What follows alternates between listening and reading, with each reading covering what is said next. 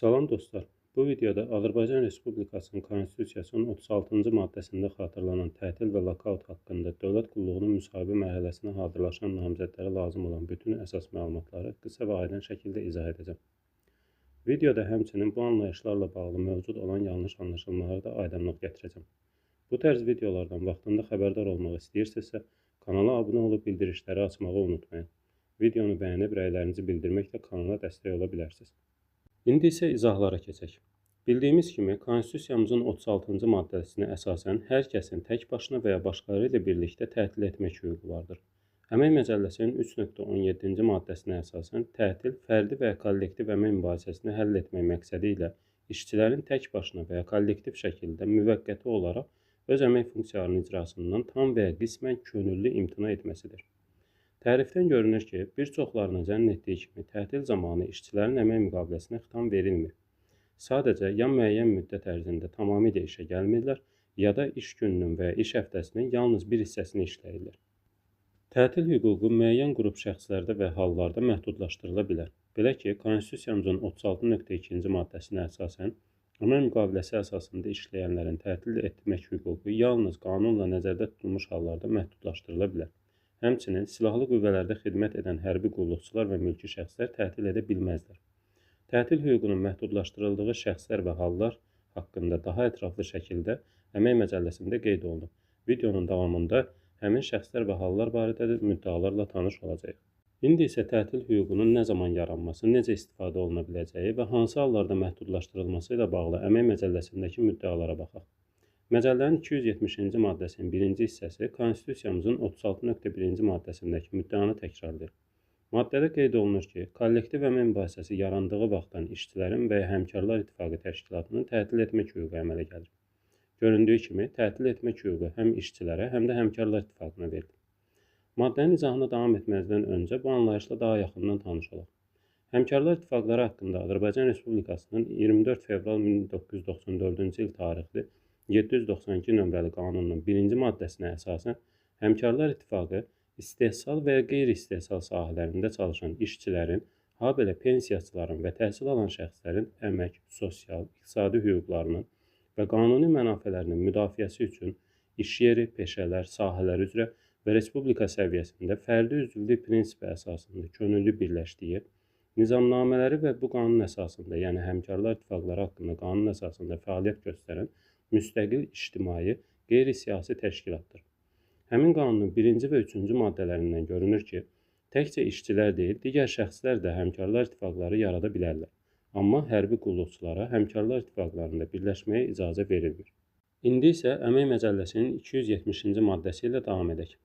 Maddənin 3-cü hissəsindən aydın olur ki, əgər tərəflərin arasında belə bir razılıq varsa, tətilə başlamazdan əvvəl barışdırıcı üsullar istifadə olunmalıdır. Amma işəgötürən tərəfindən sui-istifadə hallarına yol verilərsə, işçilər birbaşa tətil edə bilərlər. Maddənin 6-cı hissəsində işəgötürənlər üçün qoyulan qadağa isə tətilin mahiyyəti ilə bağlıdır. Belə ki, tətil hüququ işçilərə işəgötürənin əleyhinə verilən bir hüquqdur. Məcəllənin 271-ci və 272-ci maddələrinə əsasən işçilərin yığıncağında və yaxud Həmkarlar İttifaqı təşkilatı tərəfindən tətil keçirilməsi haqqında qərar qəbul edildikdən sonra tətilin başlamasına ən gecə 10 iş günü qalmış işəgötürənə tətil keçiriləcəyi barədə yazılı məlumat verilməlidir.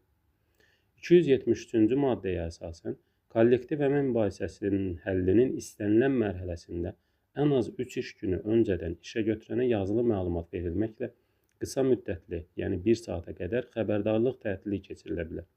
Xəbərdarlıq tətilinin məqsədi əmək mübahisəsinin həlli prosesində işəgötürənin sui-istifadə hallarının qarşısını almaqdan ibarətdir. Əmək Məcəlləsində tətil hüququ üçün bu hüququn məhdudlaşdırıldığı şəxslər, hallar və sahələr olmaqla 3 qrup məhdudiyyət müəyyən edilib. Məcəllənin 270-ci maddəsinin 8 və 9-cu hissələri tətil hüququnun məhdudlaşdırıldığı şəxslərin əhatə dairəsini müəyyən edir. Göründüyü kimi, dövlət qulluqçuları da daxil olmaqla 270-ci maddədə sadallanan dövlət orqanlarında çalışan vəzifəli şəxslər, həmçinin cəzaçəkmə müəssisələrindəki məhkumlar tətil edə bilməzlər. Onu da xatırladım ki, müvafiq orqanlarda vəzifəli şəxs statusuna malik olmayan işçilərin tətil etmək hüququ məhdudlaşdırılmır.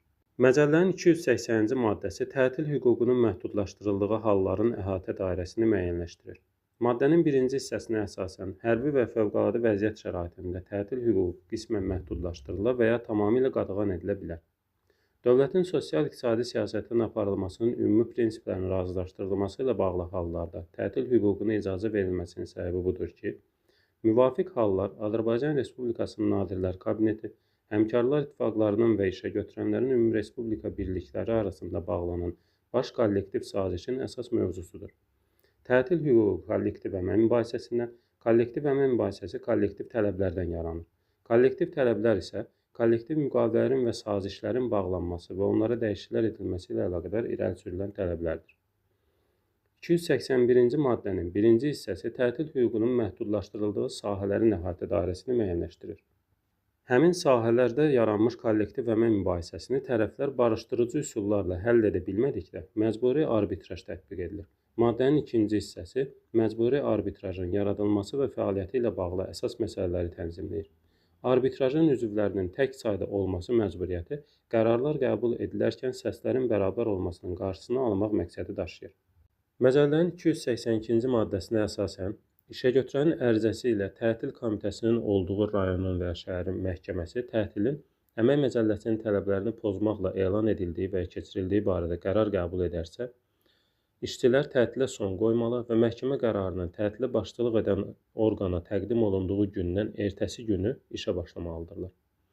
Məcəllənin 279-cu maddəsinə əsasən işəgötürən tətilçilərin tələbini qəbul etdikdə, tərəflər barışıq sazişi bağladıqda və ya işçilər tətili davam etdirməkdən imtina etdikdə tətil başa çatmış hesab olunur.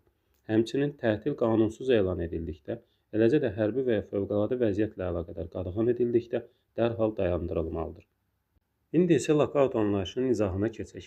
Əmək Məcəlləsinin 284-cü maddəsinin qeydinə əsasən, lokaut kollektiv əmək mübahisələri zamanı yerinə yetirilməsi müəssisənin və ya fiziki şəxs olan işəgötürənin istehsal, iqtisadi, maliyyə imkanlarına uyğun olmayan kollektiv tələblərlə, eləcə də hüquqlarını və mənafeyini pozmaq cəhdi ilə keçirilən qanunsuz və əsassız tətillərin qarşısını almaq məqsədi ilə işəgötürən və ya mülkiyyətçi tərəfindən müəssisənin fəaliyyətinin və ya fiziki şəxs olan işəgötürən tərəfindən öz fəaliyyətinin müvəqqəti dayandırılması barədə elandır. Tərifdən görürük ki, bir çoxlarının yanlış olaraq iddia etdiyi kimi lokaut zamanı işçilər kütləvi şəkildə işdən çıxarılmır. Sadəcə olaraq müəssisənin və ya fiziki şəxs olan işəgötürənin fəaliyyəti müvəqqəti dayandırılır. Konstitusiyanın 36.4-cü maddəsinə əsasən qanunla, yəni Əmək Məcəlləsi ilə müəyyən edilən hallar istisna olmaqla lokaut qadağandır. Onu da xatırladım ki, lokaut 2016-cı ildən Konstitusiya ilə deyil, ondan əvvəl 1999-cu ildən, yəni Əmək Məcəlləsinin qəbul edilib qüvvəyə mindiyi tarixdən məcəllənin 284.4-cü maddəsi ilə qadağan edilmişdir. Lokauta qoyulan qadağa 2016-cı ildə keçirilən referendumla edilən dəyişikliklərlə sadəcə olaraq Konstitusiyanın da mətninə daxil edilmişdir. Onu da qeyd edək ki, 284.4-cü maddə dövlət mülkiyyətində olan və ya mülkiyyətinin yarısından çoxunda dövlətin payı olan müəssisələrin işəgötürənləri tərəfindən lokautun elan edilməsini ümumiyyətlə qadağan edir. Lokautun qadağan edilməsi ilə bağlı növbəti yanlış anlaşılmaya məcəllənin 284.1-ci maddəsi lokautun elan edilə biləcəyi halları müəyyənləşdirməklə aydınlıq gətirir. Maddədən aydın olur ki, yenə bir çoxlarının iddia etdiyi kimi lokaut tamamilə qadağan edilməyib. İstisna hallarda da olsa elan edilməsinə yol verilir.